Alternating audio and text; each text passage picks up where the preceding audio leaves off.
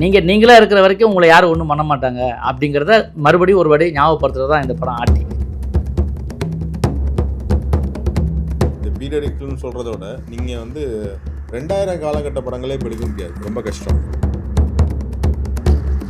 1960s use பண்ண jeep வந்து என்னாச்சு அப்படின்னா எங்களுக்கு அந்த ஜீப்போட நீடு என்னன்னு தெரிஞ்சுக்கிட்டாங்க.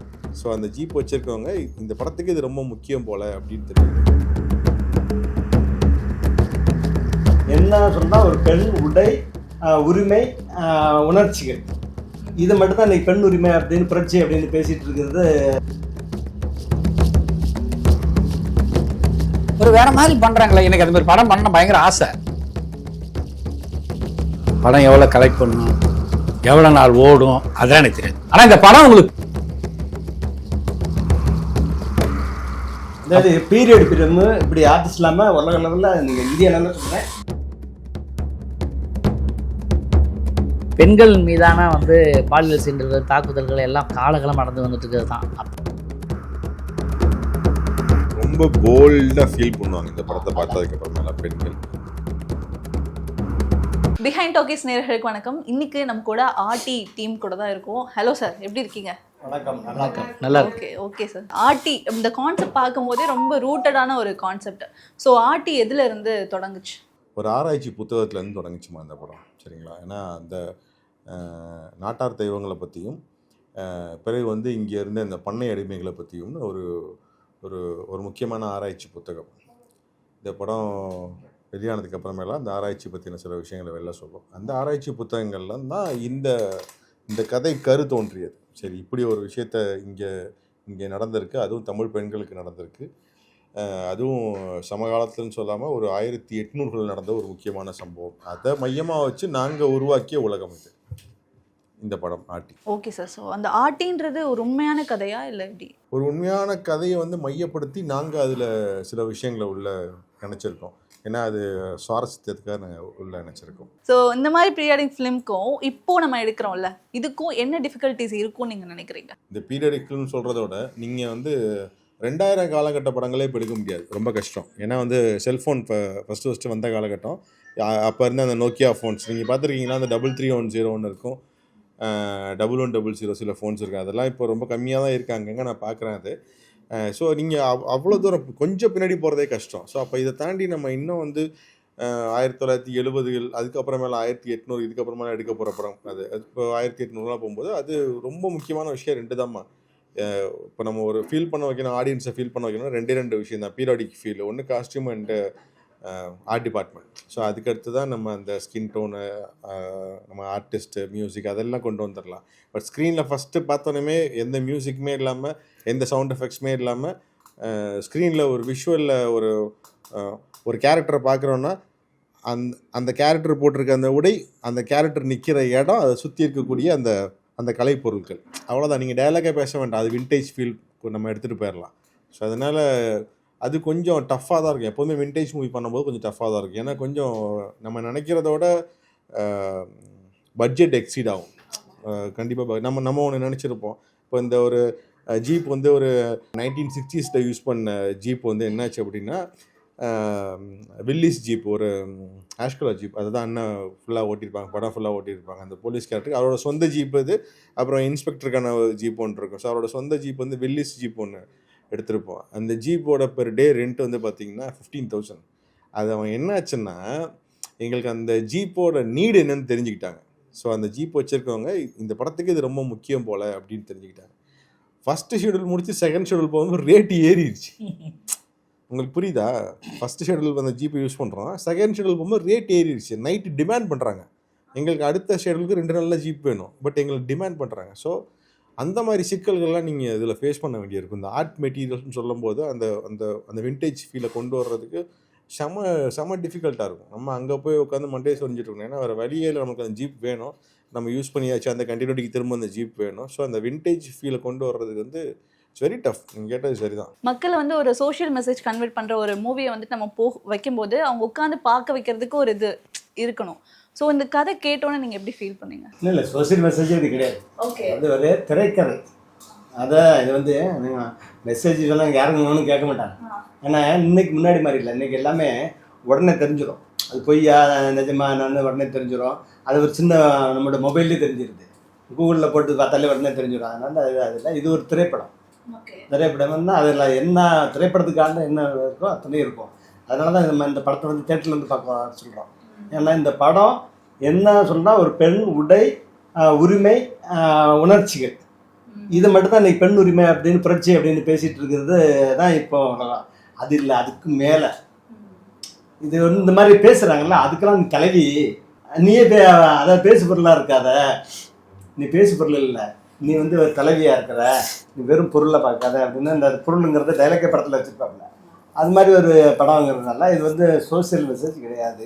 ஏன்னா இங்கே எல்லாரும் அறிவு எல்லாம் சொல்லுவாங்கள்ல, மண்டையில் வந்து வலியுது.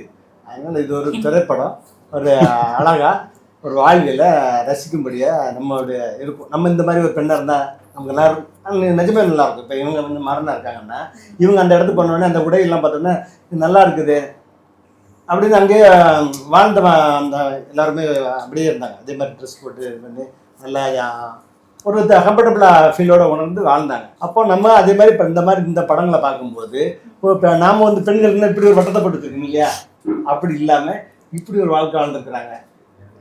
அப்போ அந்த மாதிரி வாழ்க்கை வரும்போது தான் என்ன பண்ணுவாங்க, உலகம் கொண்டாடும் பெண்களை. அதுதான் புரட்சி. அந்த மாதிரி படம் இது அப்படின்னு சொல்லுவாங்க. Super sir, super sir. Okay sir. So as a ப்ரொடியூசராகவும் சரி, அஸ் ஆக்டராகவும் சரி, இந்த படத்தில் வந்து ஒரு பர்டிகுலரான பார்ட் வந்து உங்களுக்கு பிடிச்சிருக்கும். ஸோ அதனால தான் நான் வந்து இதை சூஸ் பண்ணேன் அப்படின்ற மாதிரி இருக்கும்ல. ஏன்னா ரெண்டுமே நீங்கள் பண்ணுறீங்க. ஸோ வந்து அது ஒரு மெயினான விஷயம். ஸோ எந்த பார்ட் உங்களுக்கு ரொம்ப பிடிச்சது இந்த கதையில்? இப்போ நான் அந்த சொன்னேன்னா அது ஒரு கதையும் தெரிய மாதிரி வந்துடும். இருந்தாலும் சொல்கிறேன் என்னென்னா, அது அப்படி இதில் வந்து மெயினாக என்னுடைய கேரக்டர் இங்கே வந்து தப்பு பண்ணுறவங்களுக்கு தண்டனை கொடுக்கல. அதில் என்னென்னா இந்த உலகம் முழுதும் அந்த அபியூஸ் நடக்குது. பெண்களுக்கு எதிராக, குழந்தைகளுக்கு எதிராகவும் நடக்கிற அந்த குற்றங்களை, அதுலேயும் கற்றவரே, வாத்தியார், காவல்துறை, அரசு ஊழியர்களே, ஏன்னா அவங்க தான் பொறுப்பு முக்கியங்களாக இருப்பாங்க. அப்போ அவங்களே பண்ணும்போது அவங்களெல்லாம் தேடி தேடி பிடிச்சி நம்ம வந்து இது தண்டனை கொடுக்குற மாதிரி ஒரு கேரக்டர் அப்படின்னு சொன்ன உடனே அதுதான் எனக்கு பிடிச்சது. சார் நீங்கள் சொல்லுங்கள். எல்லாத்துலேயுமே ஒரு மாதிரி காமெடியாக, ஃபன்னாக, என்டர்டெயினாக உங்களை பார்க்குறோம். இந்த படத்தில் வந்து ஒரு சீரியஸாக போயிட்டு இருக்குல்ல, உங்கள் ரோல் எப்படி இருக்குது இந்த படத்தில்? அதாங்க, நான் சீரியஸாக பண்ணுவேன், இவங்களா காமெடி நினச்சிக்கிட்டு பேட்டி கொடுக்க தெரியாது. பாருங்க இவங்கெல்லாம் பேசும்போது நான் அப்படியே சீரியஸாக இருக்க வேண்டியதாக இருக்குது. சீரியஸாக மனிதர்கள் வாழ்க்கையில் எல்லாம் மிக்ஸ் ஆனது தானே, எல்லா கேரக்டருமே சீரியஸாகவும் இருக்கும், காமெடியாகவும் இருக்கும், எல்லாம் கலந்தது தானே மனித வாழ்க்கை. ஆனால் இந்த படத்தில் வந்து கொஞ்சம் சீரியஸ் தான். சீரியஸ்னால் அது வரும் போகும், ஃபீல் பண்ணும், என்னமோ ஒன்று இருக்குது, எதுக்காக, ஏன் அப்படின்ற ஒரு கேள்வி தொக்கி நீக்கிட்டு நின்றுக்கிட்டே இருக்கும். அந்த மாதிரி எனக்கு ரொம்ப பிடிச்சிருந்தது. ஏன்னா இந்த பேக்ட்ராப்பு, இந்த கேரக்டர்ஸு, இந்த மாதிரி காஸ்டியூம்ஸு, இந்த மாதிரி வேறு மாதிரி இருந்ததில்ல, வேறு மாதிரி வேர்ல்டு. நம்ம ரெகுலர் சினிமா மாதிரி இருக்காது. அது வந்த மாதிரி ஜாலியாக காமெடி அது மாதிரிலாம் இல்லாமல் ஒரு வேறு மாதிரி பண்ணுறாங்களே. எனக்கு அது மாதிரி படம் பண்ண பயங்கர ஆசை. அது இவங்க மூலிமா எனக்கு தீர்ந்துருச்சு.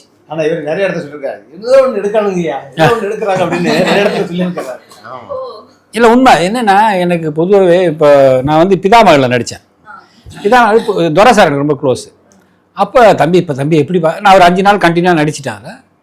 எப்படி பாருக்கு படம் எப்படி நல்லா பண்ணா எப்படி வருங்க, இந்த படம் எவ்வளோ கலெக்ட் பண்ணும், எவ்வளோ நாள் ஓடும், அதெல்லாம் எனக்கு தெரியாது. ஆனால் இந்த படம் உங்களுக்கு பேர் வாங்கி தரும், அது எனக்கு தெரியும் அப்படின்னா பிதாமகன். அப்போ உண்மையிலே அவர் வந்து நான் அதுக்கப்புறம் அந்த படம் நல்லா ஹிட் ஆச்சு, அது வேறு விஷயம். பட் இருந்தாலும் இந்த மாதிரி ஜேர்னல் ஆஃப் படங்கள் தான் இது எல்லாமே. ஒரு பெக்குலர் வித்தியாசமாக இருக்கும்ல, ரெகுலர் கமர்ஷியல் இருக்காது, ரெகுலர் இது இருக்காது. பட் ஆனால் ஒரு பேர் வாங்க இந்த மாதிரி படங்கள் ஓடினா நிறைய படங்கள் வந்து ஒரு மாதிரி வித்தியாசமான தமிழ் சினிமா வரும். எப்படி ஒரு முள்ளு மலர் வந்துச்சோ, எப்படி உதிரி பூக்கள் வந்துச்சோ, ஸோ அந்த மாதிரி உதிரி பூக்கள் கிளைமேக்ஸ்லாம் நீங்கள் யோசிச்சு பாருங்க. அந்த மாதிரி ஜேனரில் வந்த படங்கள் வந்து நல்லாயிருக்கும். பொதுவாகவே எப்பயுமே கதையோடு சேர்ந்து ஒரு கேரக்டரைசேஷன் இருந்தால் பிடிக்காது.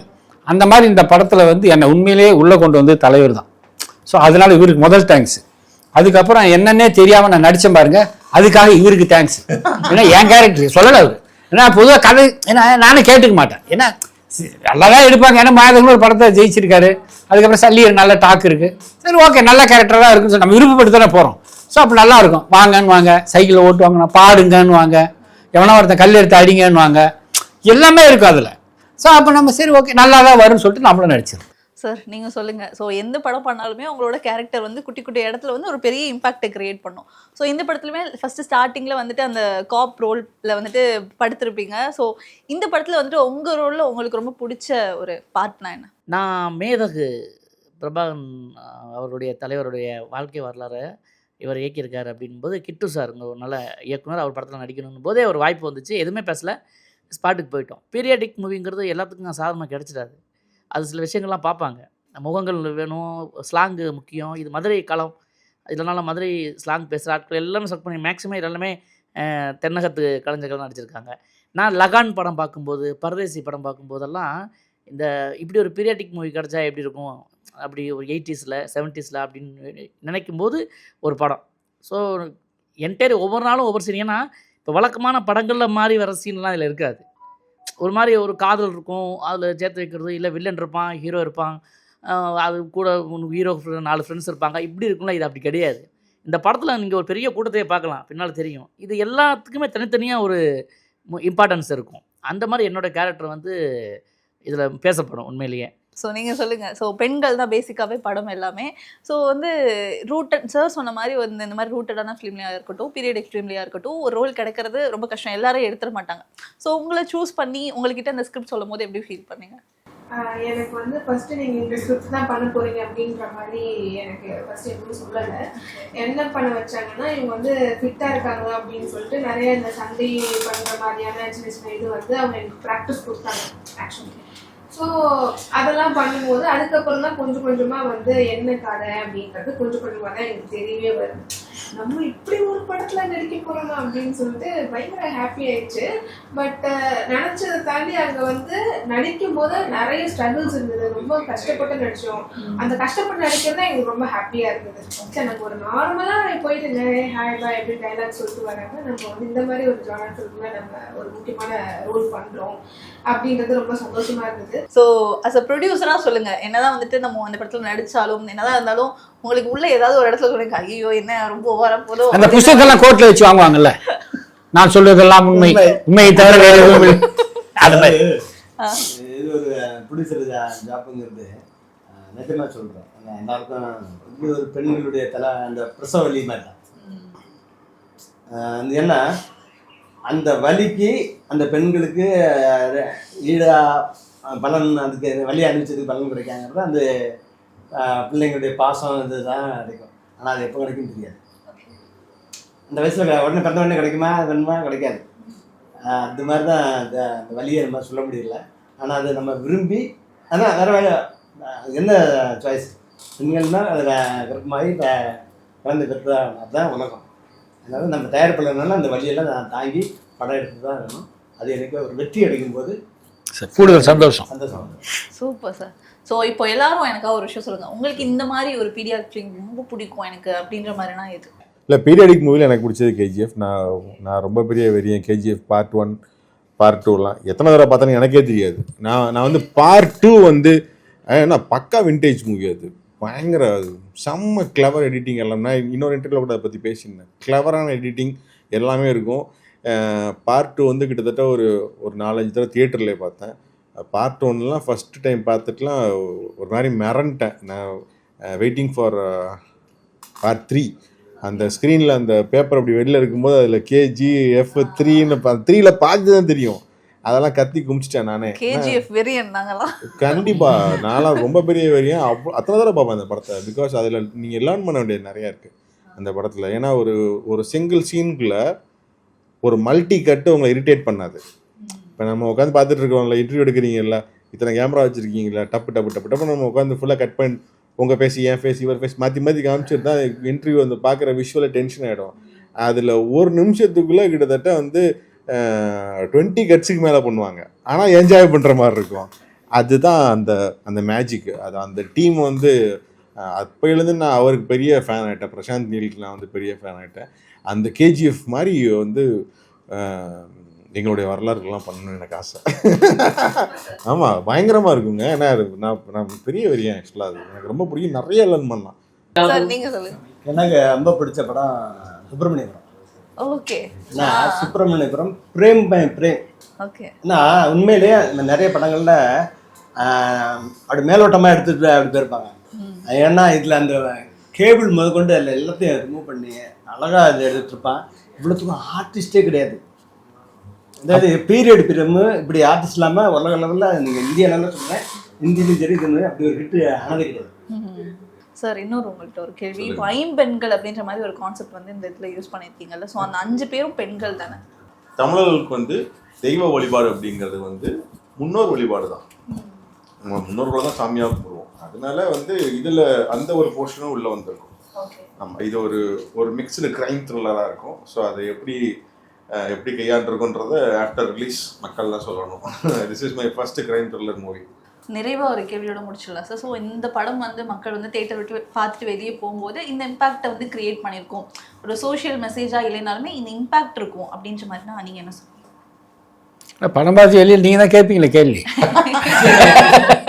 நீங்கள் சொல்லுங்க. உங்களோட ஒப்பீனியன் வந்து கண்டிப்பாக இது உருவாயிருக்கும் அப்படின்ற மாதிரினா? இல்லை, இது வந்து ரொம்ப எப்படி சொல்கிறது, அதான் சொன்னேன், வித்தியாசமான ஒரு திரைக்களமாக இருக்கும். ரெண்டாவது வந்து அதான் பீரியட் ஃபில்ம்ன்றது வந்து பீரியட் ஃபில்ம் நிறைய இப்போ நம்ம பேசுனதெல்லாம் தாண்டி பீரியட் ஃபில்ம் வந்து இதில் க்ரைம் த்ரில்லர் பண்ணுறது யாரும் பண்ணல. பீரியாடிக்கில் வந்து க்ரைம் த்ரில்லர் யாரும் பண்ணல. ஸோ அது வந்து இதில் பெரிய ப்ளஸ் அட்வான்டேஜ் இல்லையா? ஸோ அதனால் அது வந்து மக்களுக்கு பிடிக்கும். நீங்கள் க்ரைம் த்ரில்லர்னா பீரியாடிக்னா ஒரு லவ் சப்ஜெக்ட்டு, இல்லை ஒரு படிக்காத ஒரு ஊரில் ஒரு பாதியார் வந்தார், ஸோ இந்த மாதிரி விஷயங்கள் தான் இருக்கும். ஒரு இதில் பீரியாடிக்கில் வந்து க்ரைம் த்ரில்லர்ன்றது புதுசு என்னை தெரிவித்த வரைக்கும். அது ரொம்ப மக்களுக்கு பிடிச்ச விஷயமா இருக்கும். என்னுடைய ஒப்பீனியன், இந்த படம் வந்து பெண்களுக்கு ரொம்ப பிடிக்கும். ஆண்களுக்கு இப்படி பெண்கள் இருந்தால் ரொம்ப நல்லா இருக்குமே, ஆண்களுக்கு பிடிக்கும் இந்த மாதிரி பெண்களை. ஏன்னா எல்லாருமே வந்து சொல்லுவாங்க இந்த மாதிரி பெண்கள் இருந்தால் உலகமே கொண்டாடுங்கிறதுக்கு. அதனால் பார்க்குற ஆண்களுக்கு பிடிக்கிறது காரணம் இப்படி தான் பெண்கள் நமக்கு வேணும் அப்படின்னு எல்லா ஆண்களும். சில வந்து அப்படி இப்படின்லாம் எதுவுமே யோசிக்காமல் எந்த குறையும் சொல்லாமல் இந்த மாதிரி இப்படி இருக்கணும், படிச்சு பெண்கள் இப்படி இருக்கணும், இந்த பெண்களோட நான் வாழணும் அப்படின்னு ஒரு பிடிக்கும்னு என்னுடைய. அதான் வெளியில வரும்போது என்ன ஃபீல் பண்ணுவாங்கன்னா, இப்போ ஸ்டார்டிங்ல அண்ணன் சொன்னாரு இந்த மாதிரி இப்படி முன்னாடிலாம் இப்படி இருந்திருக்காங்க, அது யாருக்குமே தெரியாது அப்படின்னு. சேம் எக்ஸாக்ட்லி அதான் நான் சொல்ல வரேன். வெளியில வரும்போது இப்படிதான் முன்னாடி இருந்திருக்காங்க, ஏன்னா கைண்ட் ஆஃப் இது வந்து எக்ஸாக்ட்லி இந்த மாதிரி நடந்திருக்கிறது எனக்கு ராகுல் ராமன் மாதிரி தான் சார் எக்ஸாக்ட் பண்ணியிருக்காரு. ஸோ முன்னாடி இப்படி இருந்திருக்காங்க அப்படின்னு நம்ம நினைக்கும் போது நமக்கே ஒரு மாதிரி அந்த ஒரு ஃபீல். நான் நிறைய படம் பார்த்து நமக்கே தோணுதாச்சு, நம்ம அந்த கேரக்டர் இதான் நம்ம அந்த மாதிரிலாம் வந்து இருக்கணும் பண்ணணும் அப்படின்னு தோணுது. அந்த மாதிரி இந்த படத்தை பார்க்கும்போது நம்ம அப்படி இருக்கணும் அப்படின்னு. பெண்கள் மீதான வந்து பாலியல் சீண்டல்கள், தாக்குதல்கள் எல்லாம் காலகாலம் நடந்து வந்துட்டு இருக்கிறது தான். அப்போ குரல்லையே எழுதியிருக்காரு. நீங்கள் ராமாயண மகாபாரதத்தை எடுத்துக்கங்க, எல்லாத்துலேயுமே வந்து பாதிக்கு உள்ளாகிறதுனா கடைசியாக பெண்களாக தான் இருப்பாங்க. எல்லா காலகட்டத்திலும் நடந்துக்கிட்டு தான் இருக்குது. இப்போ நமக்கு வந்து நிறைய நெட்வொர்க், அதாவது நிறைய மீடியாஸ்லாம் இருக்கிறதுனால நமக்கு உடனுக்குடன் எல்லாம் தெரிய வருது. அப்போயே பிறன்மனை நோக்கா பேராண்மைன்னு பற்றி வள்ளுவர்லாம் குரல் தான் எழுதியிருக்காரு. எல்லா காலகட்டத்திலையும் பெண்கள் நீங்கள் விழிப்போடு இருந்தால் நீங்கள் உங்களை பாதுகாத்துக்கலாம், உங்களுடைய இடமே வேறு அப்படின்னு சொல்கிற இடம் தான். அதை மறுபடியும் ஒரு நினைவூட்டல் இந்த படத்தை நிச்சயமாக ஆட்சி செய்யும். மெசேஜாக எதுவுமே சொல்லலை, மெசேஜாக இல்லை, நீங்கள் எப்போவுமே நீங்கள் தான், ஒரு நினைவூட்டல் தான். நீங்களாக இருக்கிற வரைக்கும் உங்களை யாரும் ஒன்றும் பண்ண மாட்டாங்க அப்படிங்கிறத மறுபடியும் ஒரு வாட்டி ஞாபகப்படுத்துறது தான் இந்த படம் ஆட்டி. மறுபடியும் மெசேஜ்லாம் ரொம்ப போல்டாக ஃபீல் பண்ணுவாங்க இந்த படத்தை பார்த்ததுக்கப்புறமேல பெண்கள். அதுதான் ரொம்ப முக்கியம். ஏன்னா வரலாற்று ரீதியாக ஒரு பெண் அவங்களா தான் இருக்காங்க, போல்டா இருந்தாங்க. ஆண்களும் அந்த பெண்களை வாழலாம், அந்த பெண்களை மாதிரி ஆண்களும் பெண்களை நம்ம வாழணும் அப்படின்னு ஆசைப்படுறாங்க. ஏன்னா ஆனால் சார் சொன்ன மாதிரி என்னதான் ஒரு இப்போ வந்து ஒரு ஸ்க்ரீனில் வந்துட்டு ஒரு ஆணை வந்து காமிச்சு ஒரு ஹீரோயிக்காக வந்து காமிச்சாங்கன்னா நாங்களாம் வந்துட்டு ஒரு ஹீரோயிக்காக ஃபீல் பண்ணுவோம். ஆனால் அதே ஹீரோயிக்கா ஒரு பெண்ணை காமிச்சாங்கன்னா ஆண்கள் எப்படி ஃபீல் பண்ணுவாங்க? ஜாலியாக ஃபீல் பண்ணுவோம், ரொம்ப சந்தோஷப்படுவோம். Super sir. ஸோ நிறைய விஷயங்கள் ஷேர் பண்ணிக்கிட்டீங்க. பிஹைண்ட் டாக்கி சார்பாக ஆட்டி படம் வெற்றி பெற வாழ்த்துக்கள் தெரிவிச்சுக்கிறேன். எல்லாரும் தியேட்டரில் போய் பாருங்க.